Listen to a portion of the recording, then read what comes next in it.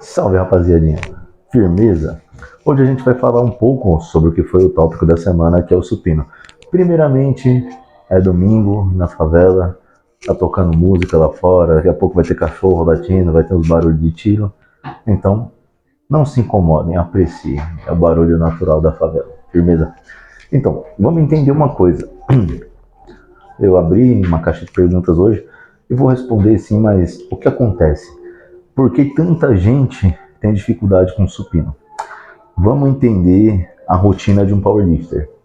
A gente tem levantamento terra, block pull, deficit deadlift, hang snatch deadlift, nós temos partial deadlifts, slow eccentric deadlifts, nós temos double paused deadlifts, nós temos trap bar deadlifts, nós temos uma infinidade de deadlifts. Da mesma forma, agachamento, high bar squat, low bar squat, front squat, exercise squat, zombie squat, e por aí vai, bulk squat, double paused squat, a gente tem uma caralhada de squats também, certo?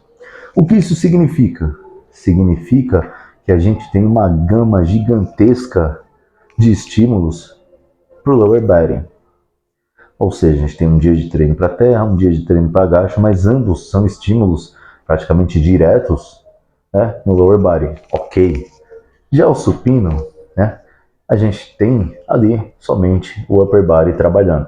Quem fala que supino se começa com as pernas ou tem alguma coisa a ver com as pernas a princípio, é um péssimo atleta e com certeza um péssimo treinador. Por quê?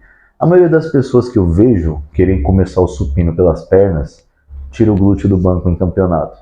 Glúteo fora do banco, movimento inválido. Você perdeu.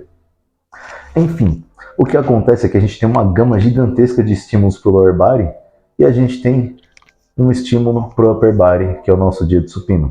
Claro, o atleta ele vai fazer um auxiliar aqui e ali, mas o estímulo ele ainda vai ser muito maior no lower body. Agora, vamos entender isso matematicamente falando, né, para deixar um pouco mais claro. Numa breve suposição, a gente vai usar uma continha besta aqui que está escrita atrás de mim. Quem falar que a minha letra é feia, porque ela é. Minha mãe dizia isso, minhas professoras diziam isso, mas eu espero que dê para vocês entenderem. Vamos supor que um atleta ele vai fazer o treino semanal dele e a porcentagem de carga é 60%. Ok, 60% da carga desse atleta no terra dá 200 quilos, no agacho dá 200, no supino dá 100. Nós temos 3x3 como volume base para todos eles. 3x3 dá 9. 9 repetições totais. 9 repetições com 200 quilos, 1.800.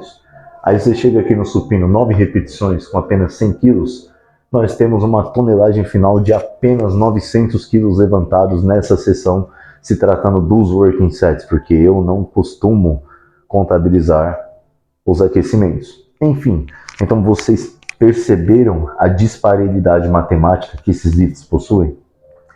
Pois é, no final das contas, a tonelagem do agacho e do levantamento terra está bem à frente da tonelagem do supino.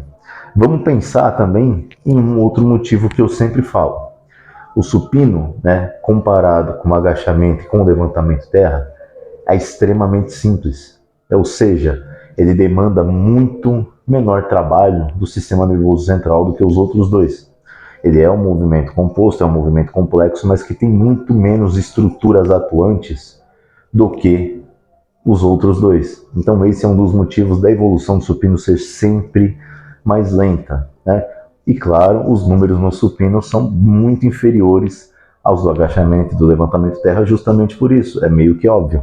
Levantamento terra, agachamento, nós usamos o corpo inteiro para mover a carga. No supino, a gente consegue ter algum estímulo do lower body bem básico, mas a maior parte do estímulo, né? A maior parte da geração de força vem totalmente do upper body. Então, o que acontece? Para a gente resolver um problema no supino, de verdade, para o seu supino começar a andar, você tem que ter sempre uma maior frequência de supino.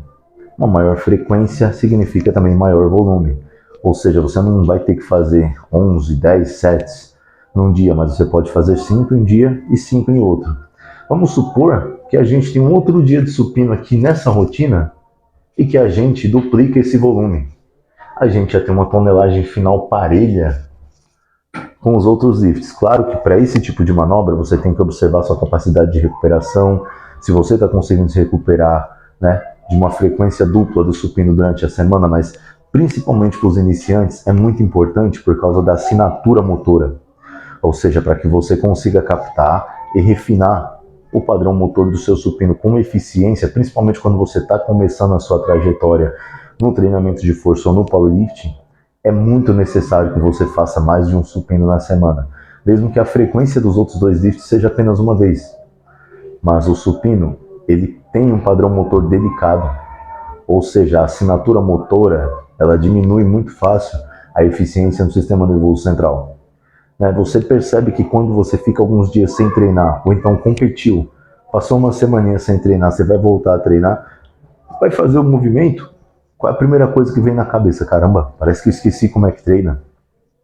Justamente porque a assinatura motora, ela enfraqueceu, e no caso do supino isso acontece com muita facilidade. Então, iniciante, você que está começando no powerlifting, você que está começando no treinamento de força, faça mais de um supino na semana, se possível, até duplique a sua tonelagem, principalmente no seu bloco de acumulação de volume ali, que é o princípio das coisas, é quando a gente tem o maior volume de trabalho, né? Se possível, faça isso, e o seu supino vai andar, vai por mim. Não adianta você ficar enfiando 2, 3, 4, 5 variações num mesmo treino, porque no final das contas a tonelagem de trabalho do main lift não vai ser satisfatória. Então, ao invés de pensar em técnica, ao invés de ficar pensando em variação, procure construir uma base sólida. Ou seja, refine o seu padrão motor, pratique o supino, duplique essa tonelagem. Esquece o lance a princípio, lance de leg drive, de ponte. Por quê? Porque a cada modificação técnica que você faz, a sua força regride, porque o corpo precisa trabalhar para que ele consiga começar a desenvolver força. Aquela coisa, você está fazendo terra com os pés ali, terra tradicional, beleza. Se você abrir um pouquinho mais a pisada, mesmo que continue sendo terra tradicional, mudar a direção dos pés ou mudar alguma coisa no lat engagement ou em alguma outra manobra que você executa durante esse movimento, ele vai soar diferente. Então você vai fazer diferente, você vai sentir dificuldade, a quilagem vai cair. Depois de algum tempo de trabalho, aí sim você vai continuar a ter o seu progresso, a sua evolução, ou seja, toda intervenção técnica que a gente faz no movimento gera uma pequena perca. Justamente porque você tem que recriar a assinatura motora, você tem que, você tem que começar a desenvolver de novo aquela nova assinatura motora para que você comece a ter adaptação positiva do sistema nervoso central e posteriormente comece a ganhar força. Então, antes de enfiar a técnica, de começar a enfiar variação no seu treino, fique forte, construa uma base sólida. E principalmente no caso do supino, se eu fosse você, eu pensaria em seguir a minha dica, né? Atleta, categoria abaixo de 90, que faz mais de 200 kg de supino há praticamente 10 anos. Então, eu ouviria a mim mesmo. Isso ficou muito estranho. Foi a frase mais egocêntrica que eu já falei durante um vídeo pro YouTube e pro Instagram. Depois eu edito isso. Pode ser que eu esqueça de editar, mas o conselho tá dado, rapaziada. Tamo junto. Conheça os meus produtos digitais.